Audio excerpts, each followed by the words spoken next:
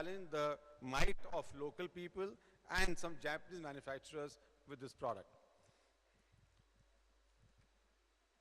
The launch phase of this brand, when I go back to Cull of this company, the past of the company,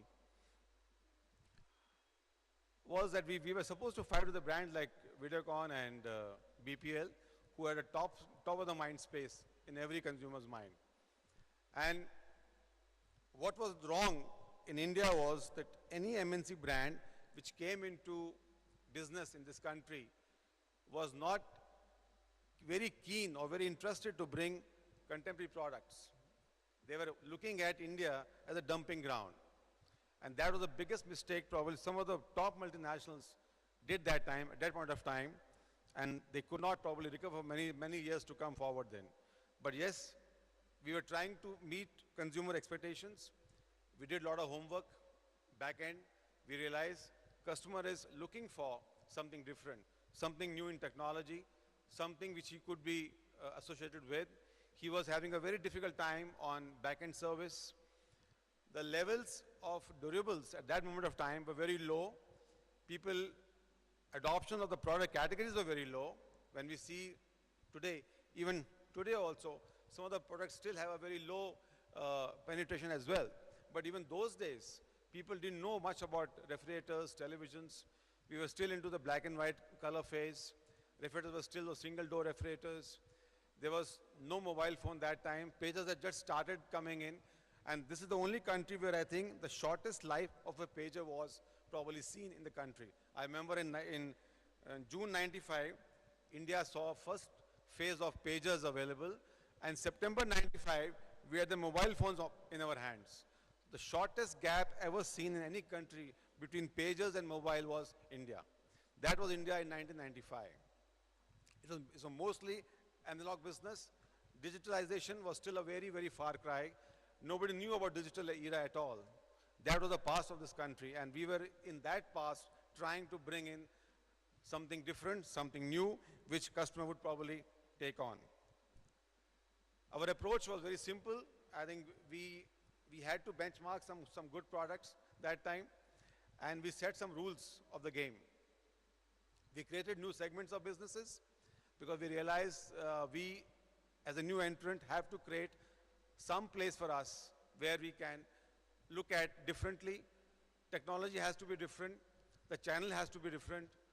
The people we were to engage with have to be told about our history, about our past, from where we come from. The platform which we used in 95, 96 was purely a technology platform. Because we found unless we bring something unique in the category itself, it will not see us as a leader or even not even look at us to be part of the electronics product category. I think we made some products, very differentiated products in those time, and we were able to make a little dent in the consumer mind. We also realized the people were not happy with the service situation. We were the first company in 1995-96. We started a function called Service on Wheels. We bought some Maruti vans, we painted them with the Samsung logo and called them Service on Wheels. People never heard of home service. They never realized that one can even get home service for a small audio product, or a small television, or even a washing machine. We were the first to probably try that out, and we were definitely in a better league by transforming the mind of the customer from what he was facing with or what he was suffering from and what he was getting in return from our business initiatives. We took a channel differently. We realized there was few MNCs who had come earlier than us. They appointed more like a distribution business. They opened a license office, they opened a distributor office, and started working on those kind of initiatives. We took a very radical route. We didn't go that route at all. We moved in a very different way. We thought we must have the customer on our side. Unless we don't hear the customer's voice, what we call in our language, VOC, the voice of customer, we can never succeed.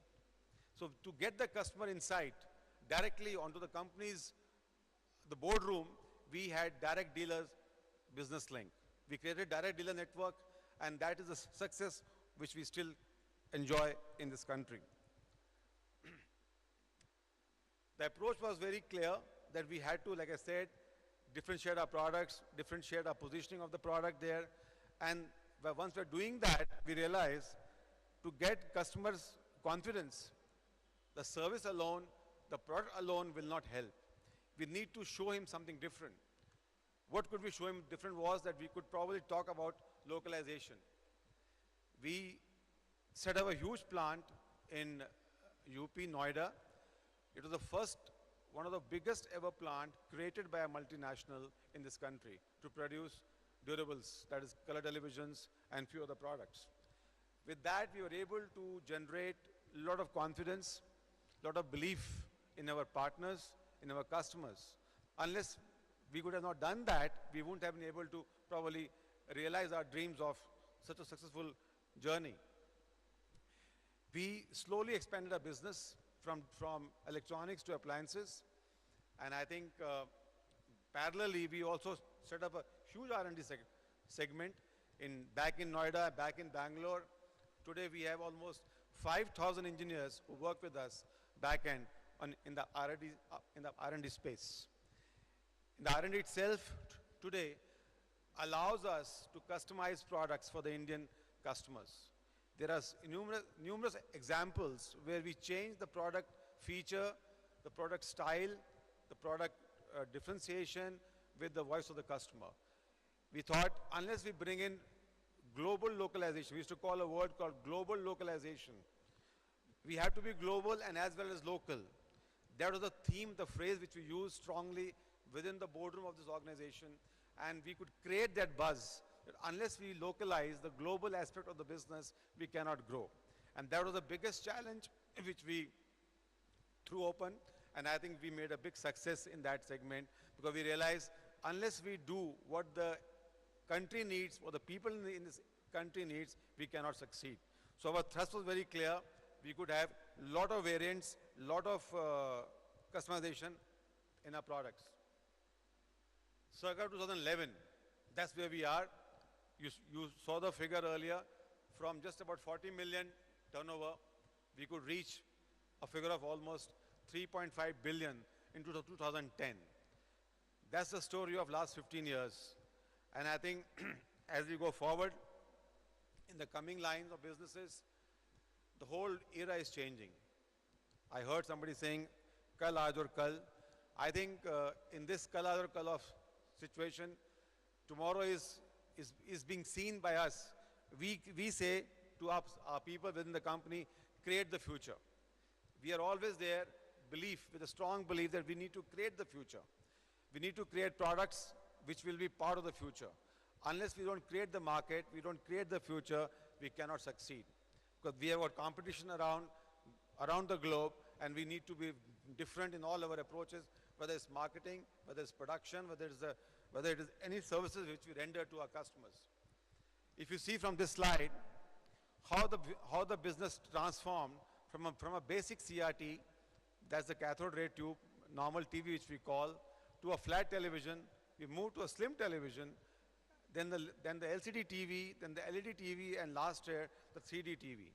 You'll be happy to know that all these products, starting from flat TV to 3D, the pioneering efforts of these products was brought in by Samsung Electronics in this country. We were the first company to launch these products, knowing the market, creating the market, and when we did all this, we always kept the future in mind. We always realized unless we bring something different, something new, before anybody could probably walk on that path, we will be successful.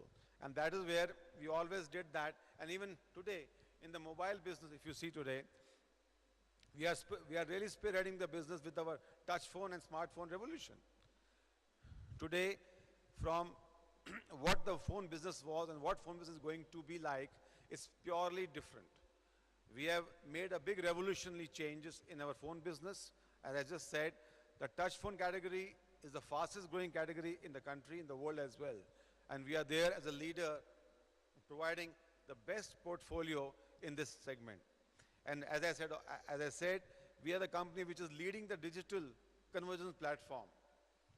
That is, we always feel unless we don't lead this path, we'll never be successful. As I said earlier, of course, we have the R&D manpower, which is over 5,000. The 500 which you see here is only in Noida. The balance is all based out of Bangalore. That is some kind of achievements where we have been rated as one of the fastest growing durable company by Economic Times, and we raised our bar from a certain position to the different position.